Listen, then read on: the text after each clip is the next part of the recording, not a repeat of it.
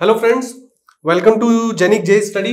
मेरा नाम है अनूप तिवारी और फ्रेंड्स जैसा कि आप लोग देख रहे हैं अभी हम लोग वर्क पावर एंड एनर्जी के कॉन्सेप्ट के बारे में पढ़ रहे हैं। ठीक है, तो आज जो है वर्क पावर एंड एनर्जी से रिलेटेड मैं और कुछ कॉन्सेप्ट आप लोगों को बताऊंगा, कुछ न्यूमेरिकल्स आप लोगों को सॉल्व कराऊंगा और concept of kinetic energy and potential energy के बारे में भी मैं आप लोगों को समझाऊंगा।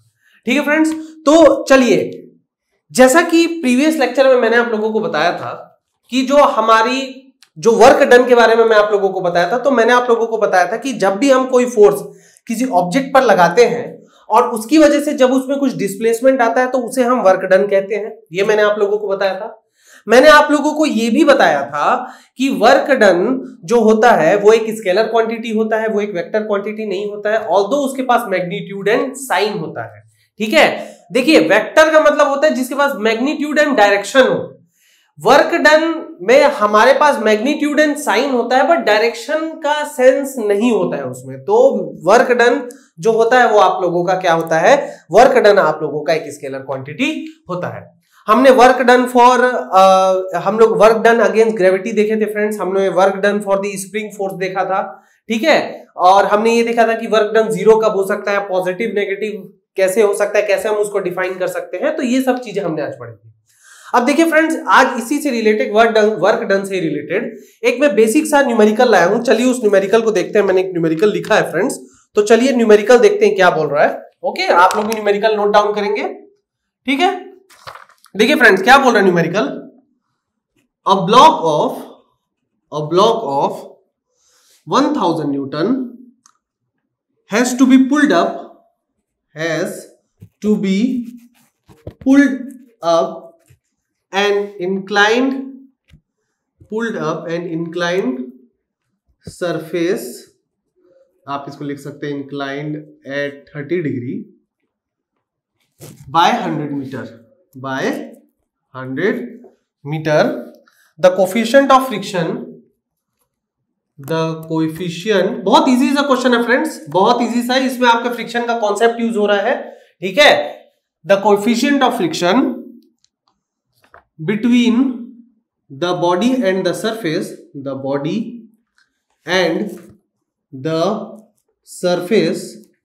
is 0.2.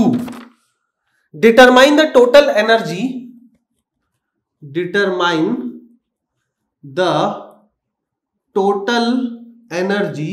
थोड़ा सा इसमें मैं ट्विस्ट कर देता हूं, इन किलो जूल्स। ठीक है, डिटरमाइन द टोटल एनर्जी, ठीक है, to carry the block 100 metre. देखिए फ्रेंड्स, बहुत इजी न्यूमेरिकल है ये। ठीक है, मैं यहां पे क्या कर रहा हूं, वर्क डन के कॉन्सेप्ट को क्या कर रहा हूं, इंक्लाइन प्लेन पे अप्लाई कर दे रहा हूं। ठीक, देखिए क्वेश्चन पढ़ते हैं, क्वेश्चन क्या बोल रहा है। क्वेश्चन हमें बोल रहा है कि हमारे पास एक ब्लॉक है जिसका वेट दिया गया है 1000 न्यूटन। ठीक, उसको हमें पुल करना है किसी इंक्लाइंड सरफेस पे जो कि 30 डिग्री इंक्लाइंड है। कितना हम लोग को उसको वो करना है, डिस्प्लेस करना है 100 मीटर। ठीक है, coefficient of friction between the body and the surface, coefficient of friction हमें दे दिया गया है बॉडी और सरफेस के लिए 0.2, और हमें टोटल एनर्जी निकालनी है जो मैं बॉडी को लिफ्ट कर रहा हूं अगेंस्ट द ग्रेविटी। तो उसके लिए मुझे जो 100 मीटर मैं उसको डिस्प्लेस कर रहा हूं, उसके लिए मुझे कितना वर्क डन लगेगा, ये क्वेश्चन मुझको यहां पे पूछ रहा है। अब देखिए फ्रेंड्स, मैं यहां पे क्या कर रहा हूं, मैं यहां पे डायग्राम बना देता हूं। तो चलिए फ्रेंड्स, चलिए इसका डायग्राम बना देते हैं। ये मेरे पास एक इंक्लाइंड सरफेस है। ठीक है, ये नीचे का इंक्लाइंड सरफेस, इसको मैं फिक्स मान लेता हूं, और इसका जो इंक्लिनेशन है ये है फ्रेंड्स 30 डिग्री। ठीक है, आपके पास एक ब्लॉक है, आपके पास जो ब्लॉक है, ठीक है, उसका जो वेट है वो है 1000 न्यूटन। ठीक, अब इस ब्लॉक को क्या करना है, मुझे इसके अपवर्ड डायरेक्शन में 100 मीटर तक ट्रेवल कराना है, और इसको ट्रेवल कराने के लिए जो टोटल एनर्जी लगेगी वो भी मुझे किस में निकालनी है, किलो जूल्स में। तो वो मुझे कैलकुलेट करके यहां पे बताना है।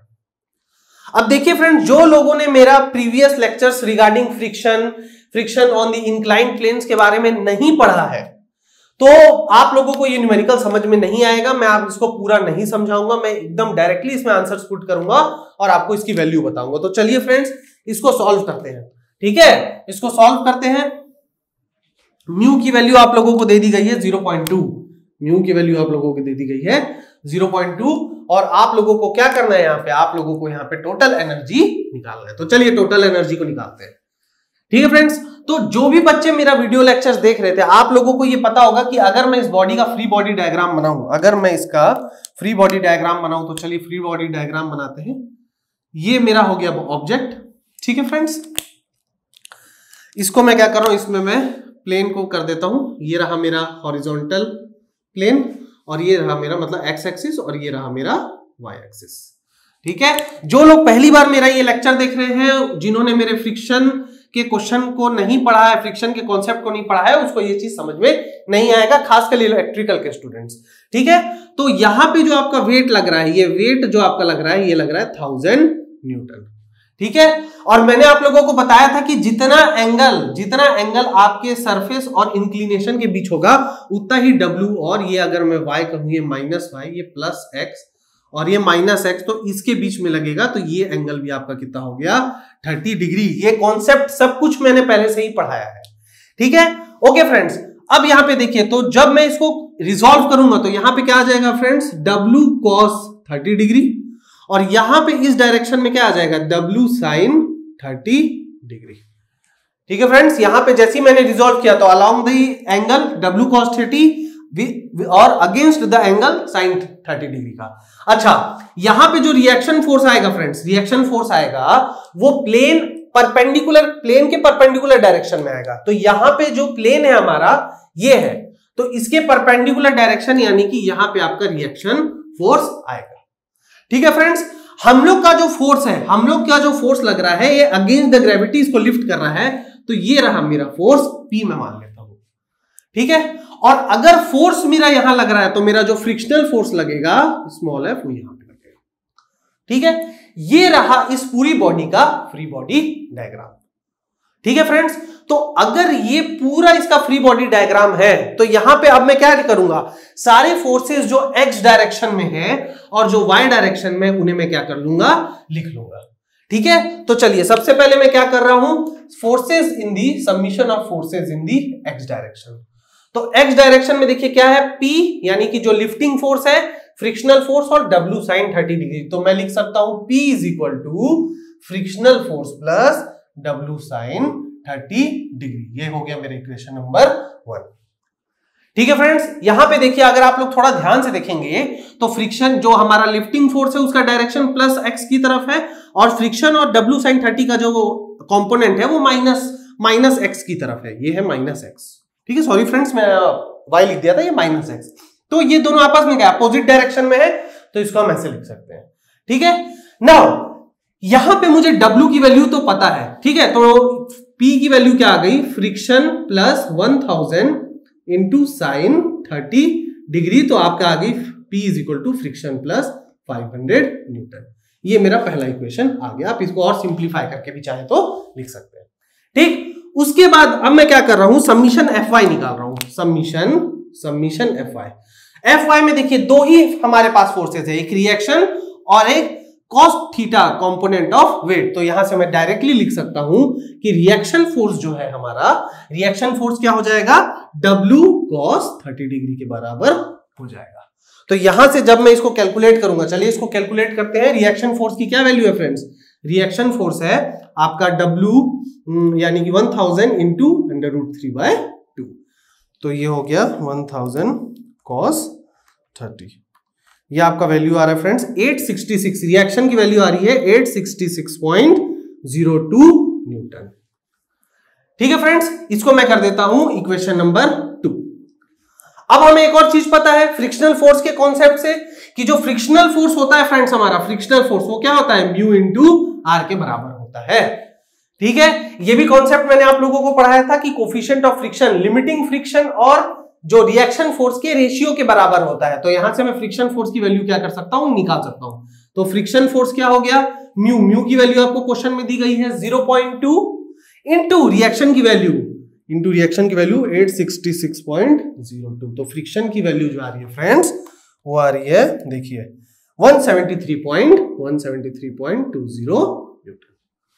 ठीक है, तो अगर मैं इस वैल्यू को, इसको मैं इक्वेशन नंबर 3 मान लेता हूं, अगर मैं इस फ्रिक्शन की वैल्यू को यहां इक्वेशन नंबर 1 पे पुट कर दूं तो ये क्या होगा, ये जो P की वैल्यू आ जाएगी हो जाएगी 173.20 प्लस 500, तो ये क्या हो जाएगा 673.20। P का वैल्यू है न्यूटन। तो ये क्या हो गया मेरा, ये मेरे P की वैल्यू आ गई। ठीक है फ्रेंड्स, ये मेरे फोर्स की वैल्यू आ गई। जो ये फोर्स जो है फ्रेंड्स इस बॉडी को क्या कर रहा है, लिफ्ट कर रहा है। ठीक है, और मुझे कितना डिस्टेंस लिफ्ट करना है, इसको क्वेश्चन में दिया है, वो दिया है 100 मीटर्स। ठीक है, यानी कि मुझे एक तरह से उसके डिस्प्लेसमेंट की वैल्यू दे दी गई है। तो जो डिस्प्लेसमेंट की वैल्यू है, ठीक है, डी की वैल्यू वो दे दी गई है 100 मीटर। तो जो वर्क डन है, वर्क डन, ठीक है, तो जो वर्क डन जो होता है वो क्या होता है फ्रेंड्स, फोर्स इनटू डिस्प्लेसमेंट। तो ये कितना हो गया फ्रेंड्स, ये देखिए ये हो गया 673.20 इंटू 100, ये हो गया 673.20 ये हो जाएगा 673.20, तो 67320 जूल्स। ठीक है, बहुत ध्यान से देखिए क्या आंसर है इसका, 67320 जूल्स। ऐसा यूनिट क्या होता है वर्क डन का, जूल्स होता है। नाउ मैंने आप लोगों को बताया है क्वेश्चन में क्या लिखा हुआ है, ऐसा यूनिट तो जूल्स होगा फ्रेंड्स, लेकिन क्वेश्चन में बोला गया था कि आपको जो मुझे एनर्जी बतानी है वो किलो जूल्स में बतानी है। तो अगर मैं छोटी क्वांटिटी को बड़ी क्वांटिटी में दिखाना चाहता हूं तो मैं क्या करूंगा, मैं लिख सकता हूं 1 जूल बराबर कितना होता है 1/1000 किलो जूल्स। ओके, तो ये कितना हो गया 67320 is equal to 67.32 kilo joules. तो टोटल एनर्जी जो आप लोगों की लगेगी, जो टोटल एनर्जी लगेगी इस बॉडी को लिफ्ट करने के लिए, वो होगी उसके वर्क डन के बराबर, जो कि कितना आ रही है 67.32 किलो जूल्स के बराबर। ठीक है फ्रेंड्स, देखिए मैंने ये क्वेश्चन क्यों लिया, आप लोगों को जो भी मैंने वर्क का कॉन्सेप्ट बताया था फोर्स इनटू डिस्प्लेसमेंट वाला, वो मैंने हॉरिजॉन्टल सरफेस के लिए बताया था। मैंने आप लोगों को ग्राफ प्लॉट भी करवाया था, जिसमें मैंने आप लोगों को 2 केसेस दिया था। एक केस में हमारा हॉरिजॉन्टल फोर्स लग रहा था, एक केस में हमारा कुछ एंगल से फोर्स लग रहा था। तो दोनों केसेस के लिए मैंने आप लोगों को वर्क डन बताया था, पर वो दोनों केसेस हमारे हॉरिजॉन्टल सरफेस के लिए था। अगर हम work done for the inclined surface निकालना चाहते हैं तो मैं यहां पे आप लोगों को डायरेक्ट फॉर्मूला के बजाय मैंने आपको विद द कॉन्सेप्ट एक न्यूमेरिकल की तरह इसको समझा दिया। ठीक है फ्रेंड्स, इसका मतलब यह कि अगर इंक्लाइंड सरफेस के लिए भी आप लोगों को, अगर इंक्लाइंड सरफेस के लिए भी आप लोगों से ये पूछेगा कि आप लोगों की जो टोटल वर्क डन कितना लगा, तो आप लोग क्या करेंगे, आप लोग पहले वो फोर्स कैलकुलेट करेंगे जिससे हमारे बॉडी को क्या किया जा रहा है, पुल किया जा रहा है। ठीक है, उसके बाद उसको क्या करेंगे, उसके डिस्प्लेसमेंट से मल्टीप्लाई करके टोटल एनर्जी की वैल्यू लिख देंगे। ठीक है फ्रेंड्स, बहुत इजी है ये क्वेश्चन देने का मकसद ये था कि आपको work done on inclined surface का कॉन्सेप्ट भी इस क्वेश्चन के साथ समझ में आ जाए। ठीक है, अलग से मैंने टॉपिक पढ़ाया नहीं इसको, इस क्वेश्चन के साथ ही मैंने इस चीज को सिखा दिया। अब यहां पे काम मेरा आसान क्यों हो गया फ्रेंड्स, यहां पे काम मेरा इसलिए आसान हो गया क्योंकि फ्रिक्शन में हमने इस चीज को पढ़ा है। फ्रिक्शन में तो हम निकालते थे ना फ्रेंड्स इस फोर्स की वैल्यू, बस उसी फोर्स की वैल्यू को जो हमने निकाला लास्ट में, उसको बस एक वर्क डन के एक्स्ट्रा कॉन्सेप्ट के कारण उसको डिस्प्लेसमेंट से मल्टीप्लाई कर दिया। तो इसको अलग से पढ़ाने की जरूरत नहीं थी, मेरे को ऐसा लगा कि मैं इसको with the help of questions आपको बता सकता हूं। ठीक है फ्रेंड्स, तो आप इस क्वेश्चन के साथ साथ बगल में लिख सकते हैं concept of work done on inclined surfaces. ठीक है, बहुत इजी है फ्रेंड्स। चलिए अब वर्क डन के बाद मैं आप लोगों को जो पढ़ाना चाहता हूं वो है the concept of kinetic energy. ठीक है, बहुत इजी है फ्रेंड्स। मैकेनिकल एंड सिविल वालों को तो बहुत हद तक ये सब पता भी होगा, मैं एकदम बेसिक्स पढ़ा रहा हूं, तो आप लोगों भी जो इलेक्ट्रिकल के बच्चे हैं वो भी थोड़ा अच्छे से समझ लेंगे। ठीक है, the concept of kinetic energy. ठीक है, बहुत इजी है काइनेटिक एनर्जी। ठीक है, काइनेटिक एनर्जी क्या होता है फ्रेंड्स, देखिए जैसा कि नाम से ही पता चल रहा है, काइनेटिक का मतलब होता है अ बॉडी इन मोशन, और एनर्जी से समझ में हमको ये आ रहा है काइनेटिक एनर्जी वर्ड से कि वो बॉडी जो एनर्जी पोजेस करती है जब वो मोशन में होती है, उसी को हम काइनेटिक एनर्जी कहते हैं। काइनेटिक वर्ड निकला है काइनेटिक से। काइनेटिक्स का मतलब यह है कि वहां पे बॉडी मोशन की स्टेट में है, और मोशन की स्टेट में है मतलब वहां पे क्या हो रहा है, वहां पे आपकी वेलोसिटी है, बॉडी की अपनी कुछ मास होगी, और वहां पे फोर्सेस को भी हम क्या करेंगे, कंसीडर करेंगे।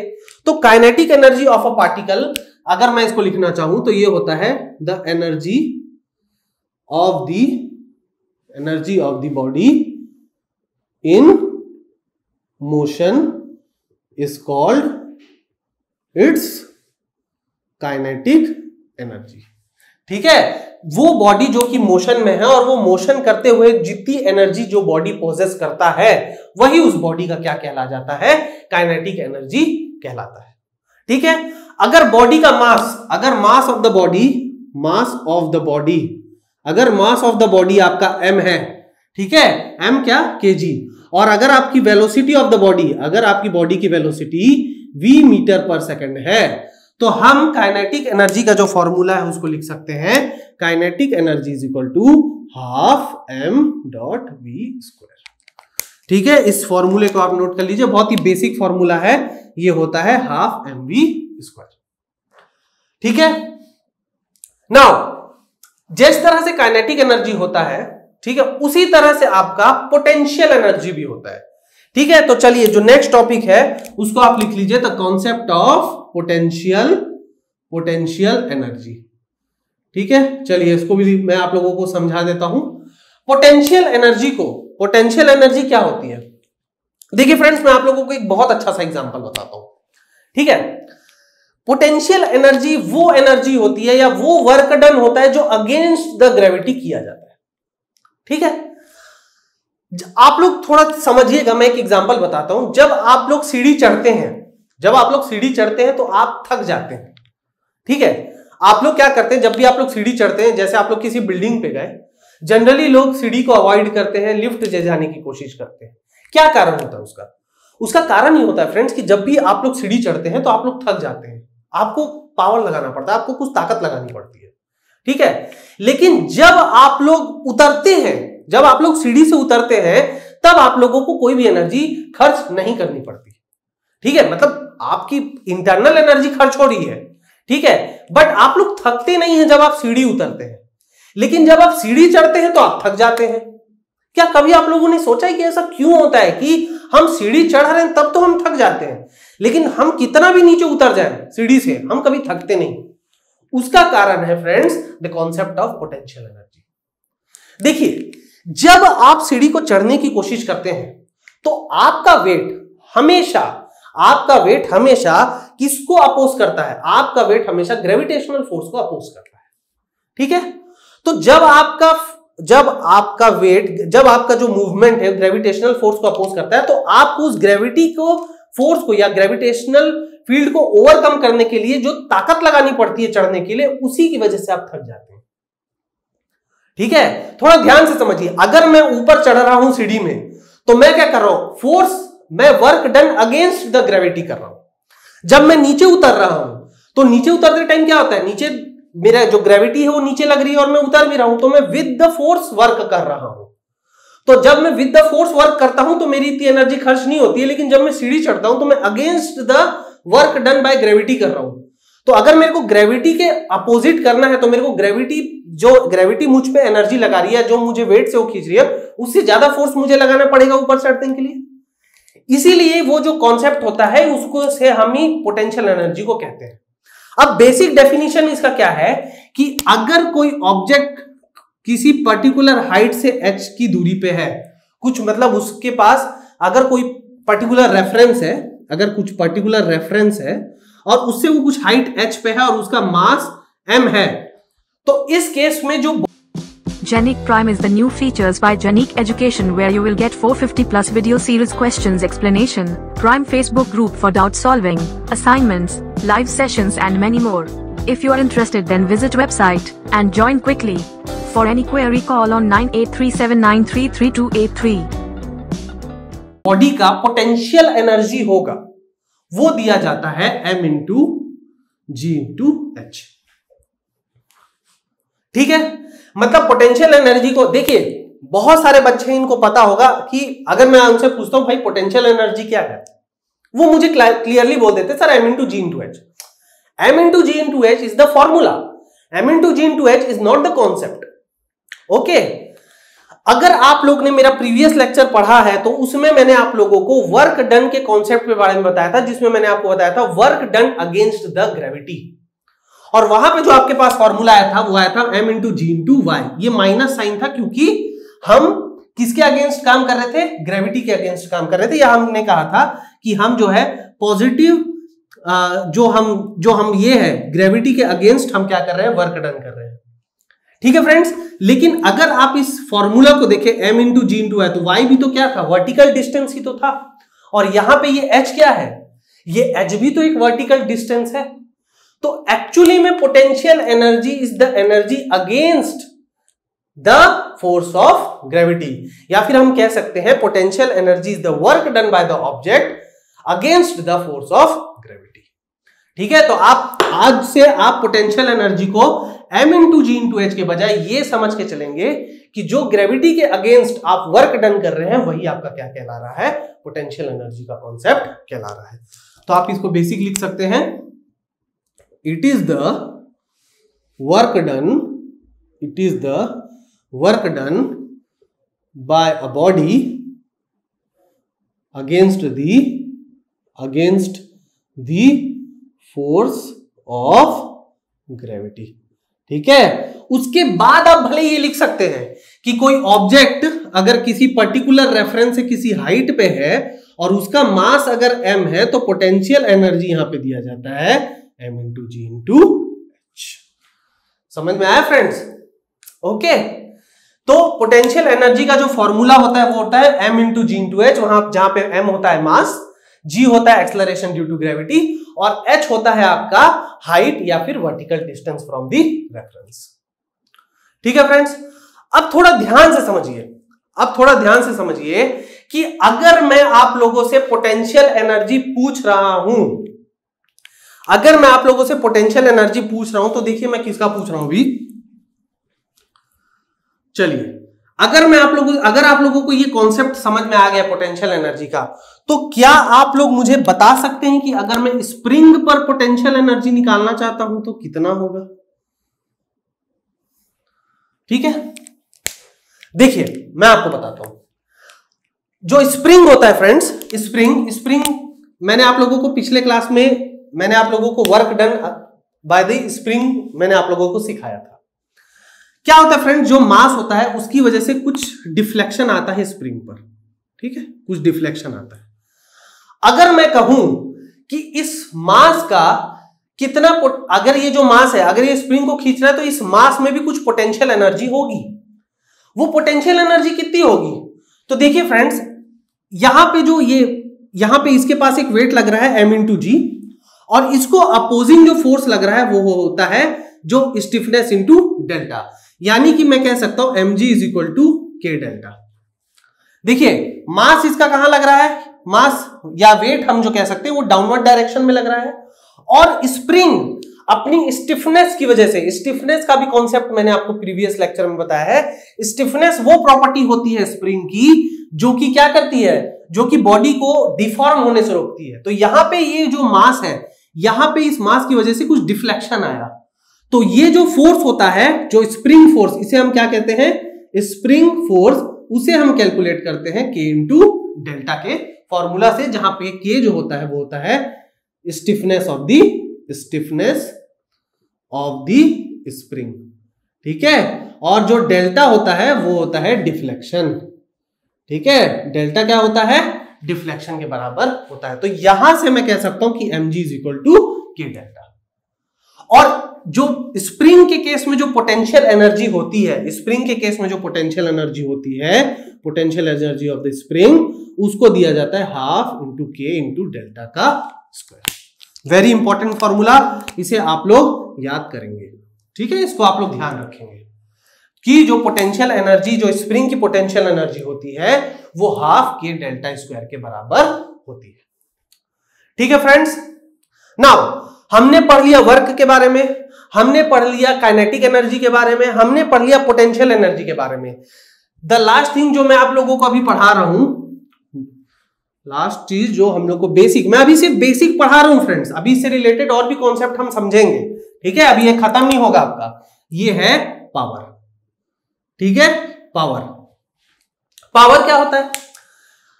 एक पावर हम जनरली यूज करते हैं यानी ताकत के लिए, बट मैकेनिक्स में पावर अलग होता है फ्रेंड्स। मैकेनिक्स में पावर होता है कि किस रेट पर आप वर्क को जल्दी कंप्लीट कर पा रहे हैं, ठीक है।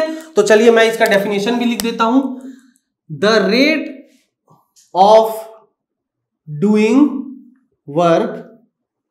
ओके फ्रेंड्स, तो चलिए पावर का मैं यहां पे डेफिनेशन लिखता हूं, the rate of doing work, the rate of doing work is known as power, ठीक है। इसका क्या मतलब हुआ फ्रेंड्स? इसका मतलब यह हुआ कि हम किसी वर्क को कितना जल्दी कंप्लीट कर सकते हैं, वही उसकी पावर कहलाती है, ठीक है। अब देखिए यहां पे मैं क्या कर रहा हूं, यहां पे मैं मैथमेटिकल टर्म्स में इसको लिख रहा हूं। तो पावर जो आपका होता है, पावर होता है वर्क डन अपॉन टाइम, ठीक है। एकदम बेसिक फ्रेंड्स, इसको मैं एकदम बेसिक से लिख दे रहा हूं, ठीक है। ये होता है वर्क डन पर टाइम, ठीक है। अब वर्क डन का क्या फॉर्मूला होता है? वर्क डन का फॉर्मूला होता है, अगर मैं पावर को डिफरेंशियल फॉर्म में लिखना चाहूं, अगर मैं पावर को डिफरेंशियल फॉर्म में लिखना चाहूं तो मैं लिख सकता हूं dw बाय dt, ठीक है, लिख सकते हैं। For a constant force, for a constant force के लिए देखिए वर्क डन क्या होता है? वर्क डन होता है, ये मैं लिख सकता हूं dw work done upon dt। तो वर्क डन होता है फोर्स इंटू डिस्प्लेसमेंट, ठीक है। तो मैं इस चीज को यहां पुट कर सकता हूं, तो देखिए पावर क्या हो गया, d into force into displacement upon dt, ठीक है। तो अगर मैं इसको लिखूं पावर, देखिए यहां से मैं इसको अच्छे से और अच्छे से इसको मैं लिख दे रहा हूं। अगर मैं लिखूं पावर तो ये क्या हो गया, फोर्स। फोर्स क्या है? मेरा एक कांस्टेंट है। अगर मैं किसी पर्टिकुलर फोर्स की बात कर रहा हूं तो यहां पे वो कांस्टेंट हो जाएगा। तो फोर्स ये क्या हो जाएगा, डिफरेंशियल ऑफ डिस्प्लेसमेंट को मैं एस लिख देता हूं फ्रेंड्स, क्योंकि यहां डबल डी हो जाएगा, ठीक है, तो आप कंफ्यूज ना हो। ये लीजिए, तो ये हो जाएगा ds बाय dt, ठीक है। तो ds बाय dt हम लोग के पास क्या है, होता है change in displacement with respect to time, velocity. तो पावर को हम क्या लिख सकते हैं, फोर्स इंटू वेलोसिटी। ये भी इसका एक जनरलाइज्ड फॉर्मूला होता है, ठीक है। आप डिस्प्लेसमेंट को ऐसे भी डिनोट कर सकते हैं। हम लोग जो इक्वेशन ऑफ मोशन पढ़ते थे उसमें हम लोग क्या करते थे, डिस्प्लेसमेंट को ऐसे डिनोट करते थे। आप चाहे तो डी से भी कर सकते हैं, पर कंफ्यूजन हो जाता, डबल डी लिखा जाता, तो आप कंफ्यूज हो जाते कि कैसे हो रहा है, इसलिए मैंने इसको ऐसे लिख दिया, ठीक है। तो यहां पे देखिए एक होता है power is equal to work done upon time, एक होता है power is equal to force into velocity. अगर फोर्स आपका किसी एंगल पे वर्क कर रहा है, अगर फोर्स आपका किसी एंगल पे लग रहा है, तो वहां पे आप लिख सकते हैं pressure power is equal to f cos alpha into velocity, ठीक है। ये क्या है, जब आपका जो फोर्स है वो किसी एंगल पे हो रहा हो, किसी एंगल पे लग रहा हो, ठीक है फ्रेंड्स। तो आप लोगों के पास कितना बेसिक फॉर्मूलाज हो सकता है, एक ये और एक ये। याद रखेंगे तीसरा फॉर्मूला कब होगा, जब फोर्स आपका किसी एंगल पे एक्ट करेगा, किस पे, किसी बॉडी पर, ठीक है। नाउ अब यहां पे हम क्या करते हैं, इसके एसआई यूनिट की बात कर लेते हैं थोड़ा। चलिए बहुत इजी है, 2 मिनट के लिए वीडियो को पॉज करिए और तुरंत लिखिए कि क्या आ रहा है आप लोगों का आंसर। तो एसआई यूनिट जो होता है इसका, एसआई यूनिट, ठीक है, वॉट का क्या होता है, जूल्स, ठीक है। वॉट का क्या होता है, सॉरी वर्क डन का क्या होता है, जूल्स, और ये टाइम का क्या होता है, सेकंड्स। तो पावर का जो एसआई यूनिट हुआ ये होता है जूल्स पर सेकंड, ठीक है। मैंने बातों बातों में ही आंसर भी कह दिया है ना, आप लोग भी बहुत समझदार हो। चलो तो जूल्स पर सेकंड को ही फ्रेंड्स हम लोग वॉट भी कहते हैं, ठीक है। कभी कभी हो जाता है, पढ़ाते पढ़ाते भी सवाल निकल जाता है मुझसे, तो जूल्स पर सेकंड को ही वॉट कहते हैं। देखिए ये चीजें तो बेसिक सभी को पता होंगी, फिर भी क्या होता है कि अगर आप लोग मेरे वीडियोस देख रहे हैं तो सबसे अच्छा मैं अपने स्टूडेंट्स को ये कहता हूं कि जब भी आप लोग बल्ब खरीदने जाते हैं, तो आप दुकानदार से ये कहते हैं कि भैया इतने वॉट का बल्ब दो। तो एक्चुअली जो वो वॉट होता है वो एक्चुअली उसके पावर को दर्शा रहा रहता है, ठीक है। तो ऐसा यूनिट होता है इसका वॉट, ठीक है, आप लोगों को क्या ध्यान रखना है, आप लोगों को ये 3 चीज ध्यान रखना है। ठीक है, नाउ वर्क, पावर, एनर्जी, ये आप लोगों को पता चल गया। अगर कोई बॉडी को मैं कहूं कि टोटल एनर्जी, अगर मैं किसी बॉडी का टोटल एनर्जी निकालना चाहता हूं, total energy of the body, ठीक है, total energy of the body, अगर मैं कहूं कि मैं किसी बॉडी पर टोटल एनर्जी निकालना चाहता हूं, तो जो टोटल एनर्जी होती है बॉडी की, वो सम होती है kinetic energy and potential energy की। The total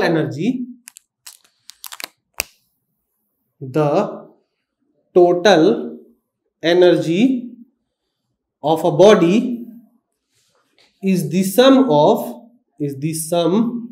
of its kinetic energy and potential energy।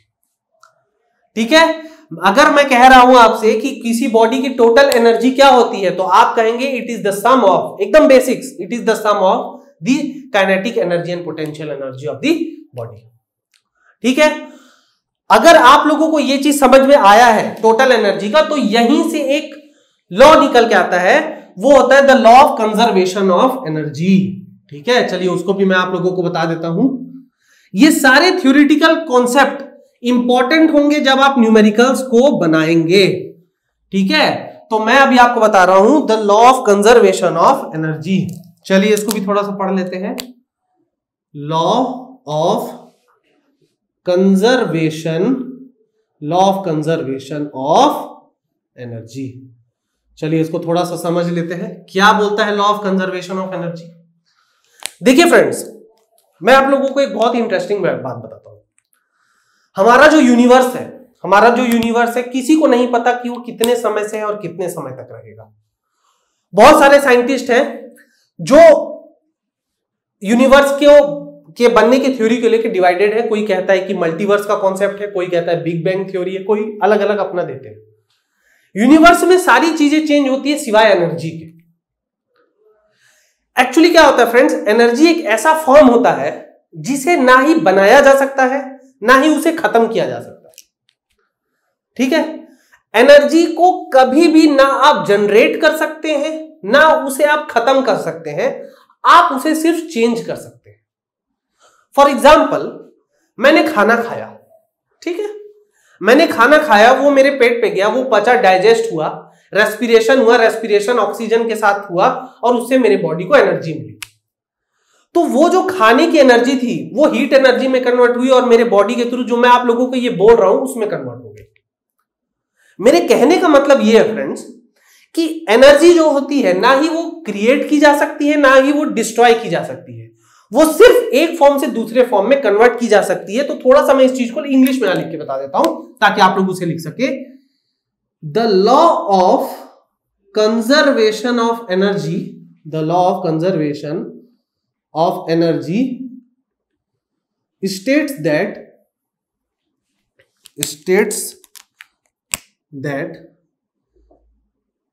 the energy can neither be created, nor be destroyed,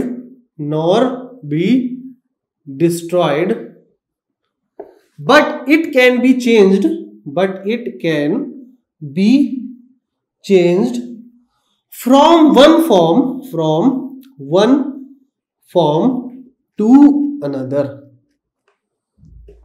ठीक है, इसका क्या मतलब हुआ फ्रेंड्स, इसका बहुत इजी मतलब ये हुआ कि हमारी जो एनर्जी होती है वो कभी भी ना हम क्रिएट कर सकते हैं, मतलब ना हम उसे बना सकते हैं किसी एनर्जी को, ना हम उसे क्या कर सकते हैं, डिस्ट्रॉय कर सकते हैं।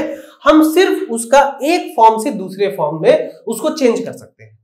सबसे इजी एग्जांपल जो आप लोगों को बहुत आसानी से समझ में आ जाएगा वो है आपके घर की इलेक्ट्रिसिटी अप्लायंसेस। पावर प्लांट में जो एनर्जी बनती है वो एनर्जी आपके घर तक आती है और उससे आप अपने घर का ट्यूबलाइट, पंखा, कूलर सब चीज चलाते हैं।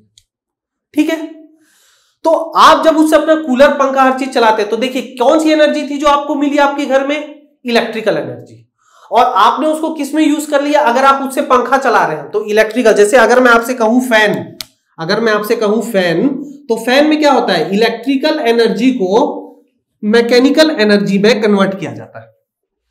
ठीक, अगर मैं कहूं हीटर, ठीक है, अगर मैं कहूं हीटर, तो इसमें इलेक्ट्रिकल एनर्जी को हीट एनर्जी में कन्वर्ट किया जाता है।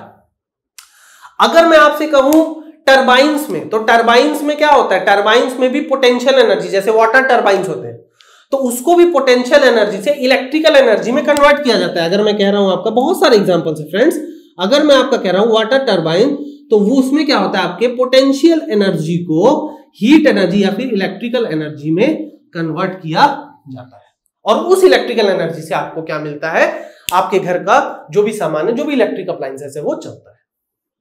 ठीक है, तो यहां पे मैं कह सकता हूं, इस कॉन्सेप्ट से मैं कह सकता हूं total energy at state 1, total energy at state 1 is equal to total energy at state 2। इसको मैं लिख सकता हूं। ठीक है, तो अगर मेरा एनर्जी ना क्रिएट हो सकता है, ना ही मेरा एनर्जी डिस्ट्रॉय हो सकता है, तो फिर हमें एनर्जी की इतनी प्रॉब्लम्स क्यों होती है? क्यों हम इलेक्ट्रिसिटी का बिल देते हैं? क्यों हम बार बार कहते हैं कि भाई पंखा बंद कर दो जिस रूम में ना रहो, लाइट बंद कर दो जिस रूम पे ना रहो? क्यों भाई, ऐसा क्यों होता है? एनर्जी तो डिस्ट्रॉय भी नहीं हो रही है, जो एनर्जी चेंज हुई फिर से हम लोग उसको क्या करेंगे, जैसे भाई मेरी इलेक्ट्रिकल एनर्जी मैकेनिकल में कन्वर्ट हुई, तो मैं मैकेनिकल को इलेक्ट्रिकल में फिर से कन्वर्ट कर देता हूं, मेरा प्रॉब्लम सॉल्व है ना फ्रेंड्स। अगर ऐसा पॉसिबल है कंजर्वेशन ऑफ एनर्जी का, तो भाई हमको एनर्जी की इतनी किल्लत क्यों है, हम क्यों इतना हाई अमाउंट ऑफ बिजली बिल पे करते हैं? तो फ्रेंड्स यहां से कॉन्सेप्ट आता है, the concept of high grade energy and low grade energy. आपको ये मैकेनिक्स का पार्ट तो नहीं है फ्रेंड्स, पर ये पूछा गया है, इसलिए मैं आप लोगों को यहां पे पढ़ा रहा हूं कॉन्सेप्ट ऑफ, ये क्या मैंने पढ़ाया, high grade energy, high grade and low grade energy. ठीक है, क्या है भाई ये high grade energy, low grade energy? अगर फ्रेंड्स हाई ग्रेड एनर्जी और लो ग्रेड एनर्जी का कॉन्सेप्ट नहीं होता, तो हमें कभी भी एनर्जी की प्रॉब्लम्स फेस नहीं करनी पड़ती, एनर्जी शॉर्टेज की। सबसे अच्छा एग्जांपल है, हमारे सोलर सिस्टम में सबसे ज्यादा जो एनर्जी लिबरेट करते हैं, हमारे यूनिवर्स में कहें तो स्टार्स होते हैं। स्टार्स में बहुत सारी एनर्जी होती है, लाखों करोड़ों जूल्स ऑफ एनर्जी वहां से निकलती है, लेकिन क्या हम उसको यहां यूज कर पाते हैं? सूरज तो 5 अरब सालों तक जलता रहेगा, 5 अरब सालों तक हमें एनर्जी देता रहेगा, तो हम उसको क्यों नहीं यूटिलाइज कर पाते? क्योंकि सूरज की जो किरणें होती है फ्रेंड्स, वो in the form of heat energy हमें मिलती है।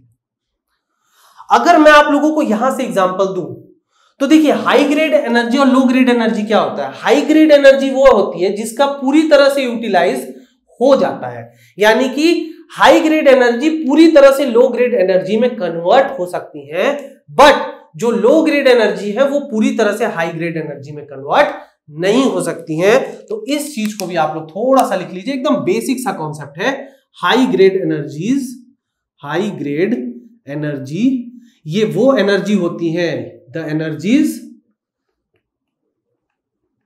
which can be completely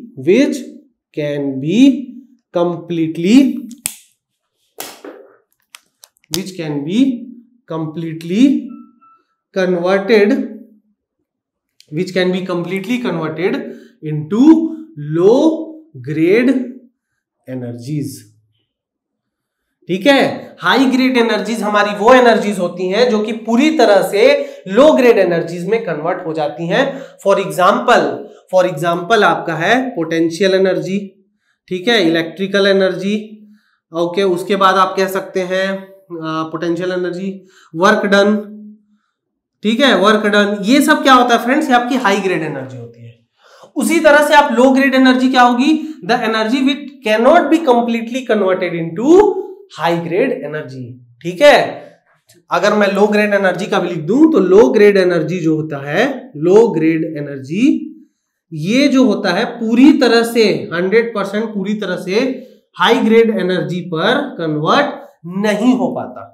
इसमें क्या क्या है, इसमें है मैकेनिकल एनर्जी, ठीक है, न्यूक्लियर एनर्जी, और क्या लिख सकते हैं, हीट, ये सब हमारे लो ग्रेड एनर्जी होता है। इसका फिजिकल सिग्निफिकेंस अगर मैं आप लोगों को थोड़ा समझाना चाहूं तो इसका फिजिकल सिग्निफिकेंस ये है फ्रेंड्स कि मैं इलेक्ट्रिसिटी से, तो जितना इलेक्ट्रिसिटी मुझसे मुझे एनर्जी मिली उससे मैंने मान लीजिए 1 घंटे तक पंखा चला लिया, ठीक है, लेकिन अगर मैं उसी पंखे को 1 घंटा अपने हाथ से घुमा के उतनी इलेक्ट्रिसिटी प्रोड्यूस करना चाहूं तो वो चीज मुझे नहीं मिलेगी, ठीक है। तो जो हाई ग्रेड एनर्जीज होती हैं फ्रेंड्स, वो लो ग्रेड एनर्जी में पूरी तरह से कन्वर्ट हो जा रही है। जो इलेक्ट्रिकल एनर्जी है वो आपके मैकेनिकल एनर्जी में कन्वर्ट हो जा रही है, जो इलेक्ट्रिकल एनर्जी है वो हीट एनर्जी में कन्वर्ट हो जा रही है। बट अगर मैं उस मैकेनिकल एनर्जी से इलेक्ट्रिकल एनर्जी बनाना चाहूं तो मैं बना तो लूंगा लेकिन बहुत कम। इसीलिए मेरा क्या होता है, जो हमारा जो लो ग्रेड जो एनर्जी क्राइसिस है ये हमें फेस करना पड़ता है। और एक्चुअली क्या है फ्रेंड्स, ये जो मैंने अभी आपको एग्जांपल्स दिए भी हैं, ये सारे एग्जांपल्स आपके कैसे हैं फ्रेंड्स, ये सारे एग्जांपल थ्योरेटिकल एग्जांपल है। मैकेनिकल एनर्जी, अगर फैन घूम रहे हैं तो वहां कुछ ना कुछ फ्रिक्शन भी हो रहा होगा, तो फ्रिक्शन की वजह से भी कुछ एनर्जी लॉस होती है हमारी। तो इसी एनर्जी लॉस पे क्या होता है फ्रेंड्स, रिसर्च चलता है कि हम लोग इतना इफेक्टिव अपना सिस्टम बनाए जिसमें लॉस ऑफ एनर्जी कम हो। पावर प्लांट में भी फ्रेंड्स आपकी जो हाईएस्ट लेवल ऑफ एफिशिएंसी आज तक पहुंच पाई है वो भी अप्रोक्सीमेटली 30 to 50% ही पहुंच पाई है। आप जो पेट्रोल अपनी गाड़ी में भराते हैं वो पेट्रोल का भी 30 to 40% ही आप यूज कर पाते हैं, बाकी सारा पेट्रोल आपका वेस्ट हो जाता है। सोचिए आप जितना पेट्रोल डालते हैं, अगर आपकी गाड़ी 100% यूज करने लग जाए तो आपका माइलेज 10 से 20 गुना भी बढ़ सकता है, ठीक है। Nobody knows, there is always a scope of invention. तो आज इतना ही करते हैं फ्रेंड्स। आई होप आप लोगों ने कुछ सीखा होगा। मेरा मन है न्यूमेरिकल 1-2 न्यूमेरिकल कराने का, बट मैं इससे रिलेटेड अच्छे से न्यूमेरिकल्स कराऊंगा। सो आई होप आज के लेक्चर से आपको बहुत कुछ समझ में आया होगा। इसके नेक्स्ट लेक्चर में मैं क्या करूंगा, आपको थोड़ा वर्क एनर्जी मेथड के बारे में बताऊंगा और उससे रिलेटेड मैं कुछ अच्छे न्यूमेरिकल्स आपको सॉल्व करवाऊंगा, ठीक है फ्रेंड्स। तो आज के लिए इतना ही रखते हैं। अगर आपको मेरे वीडियो लेक्चर अच्छे लग रहे हैं तो आप लोग प्लीज मेरे वीडियोस को लाइक करें, शेयर करें, सब्सक्राइब करें। टेलीग्राम चैनल पे बहुत सारे बने हुए हैं, आप लोग उनसे भी क्या करें, उनकी हेल्प करें ताकि वो भी ये सब कॉन्सेप्ट को मुझसे सीख सके, ठीक है फ्रेंड्स। और इंजीनियरिंग मैकेनिक्स में अब हार्डली 1 से 2 लेक्चर रह गया है हमारा, उसके बाद ये सब्जेक्ट हमारा खत्म हो जाएगा। कॉन्सेप्ट पॉइंट ऑफ व्यू से, न्यूमेरिकल पॉइंट ऑफ व्यू से बहुत सारी चीजें मैंने, लगभग सारी चीजें 90% चीजें मैंने कवर करा दी है, ठीक है। कल और परसों मैं कुछ और इंपॉर्टेंट कॉन्सेप्ट और न्यूमेरिकल्स के साथ हमारे engineering mechanics Bihar public service commission के कॉन्सेप्ट को खत्म कर दूंगा, ठीक है फ्रेंड्स। तो नेक्स्ट में कंटिन्यू करते हैं part 3 work, power and energy का। तब तक के लिए stay safe, stay at your home, take care.